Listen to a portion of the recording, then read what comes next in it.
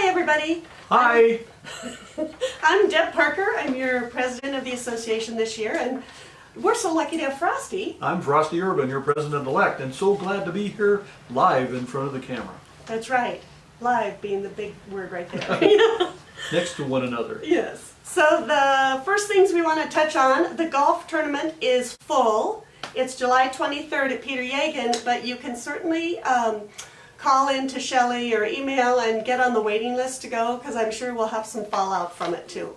And we'd like to see you participate. Yes, we will, and we want to thank our sponsors, Lend US, Newman Restoration, and First Federal Bank and Trust.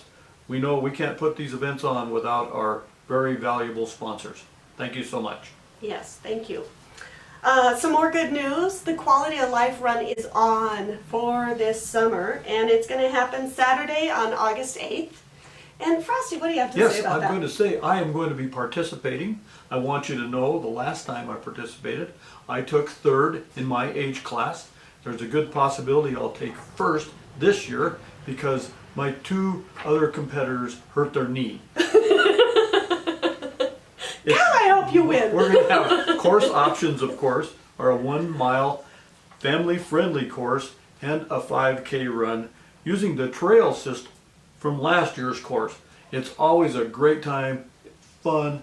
I'm going to be practicing for it. I'm actually going to run as far as I can right next to someone who knows CPR.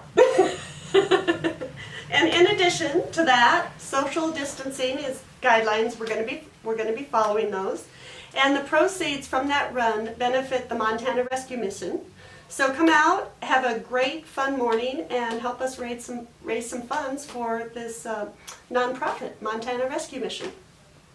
We want to thank you all, to everyone who participated and donated items for the virtual auction for Big Brothers and Sisters. It was a great success, and we will be announcing the funds raised soon. A special thank you to Mo Guas for her hard work in securing all of the baskets and auction items.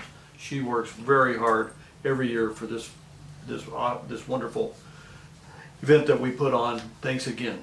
And that was great stuff. You bet. That Now, was I know really there's good some other stuff in things that we need to talk about. And there are a couple things. I've gotten a call from a few realtors out there, and we're having an issue with realtors forgetting to lock doors again. And I think this realtor had 3 of her sellers call her and say, why aren't they locking up our house? So you can get fined for that, so we want to remind you that you want to be sure and lock the doors when you're leaving a house. And you know, these sellers are entrusting us with their house. Yes, That's they a are. big deal. Be sure to go back through the house after your clients have left and are standing on the front porch, because you don't know who went around behind you and unlocked the door. That's unbeknownst to you. It's happened to me. Yeah, so please be careful about that. Another item that came up is when you're doing a contract and say the sellers want to say, well, just give money back to the buyers after closing or at closing for whatever reason, whether it be shampooing carpets or replacing a window. That is loan fraud, and a lot of realtors don't know that, but you cannot give money back to buyers at closing, after closing, or anything. There was a realtor, it was not in Montana, that did go to prison over a very small amount of money that went back to the buyer. So if you're going to do something, say you need a new window, you'll have the check made out to the person who's going to install the window company. Or if you were going to have carpet shampooed, you can put a check out to the person, the company doing the carpet shampooing, but you cannot give money back to the buyers. And please be cautious about that, because that's happened around the country, and again, it is considered loan fraud. And then the contingent homes. You have a personal experience. Yes, I do have a personal experience. There have been some complaints that people are keeping properties active when they're truly contingent. I got busted for this one time just because we didn't get the contingent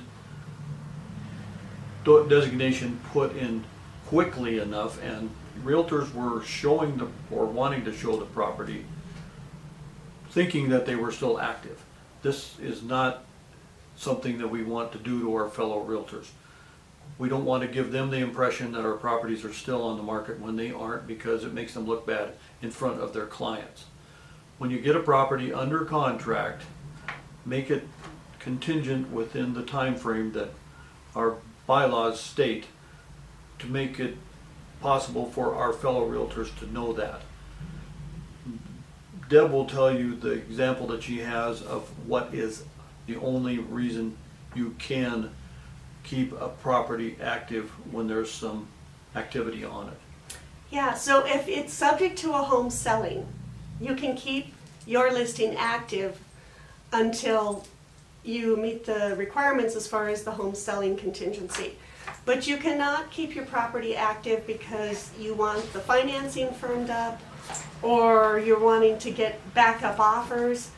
That is against our rules and bylaws. So you have to mark that house that you're selling contingent for every other reason other than if it's subject to another home selling.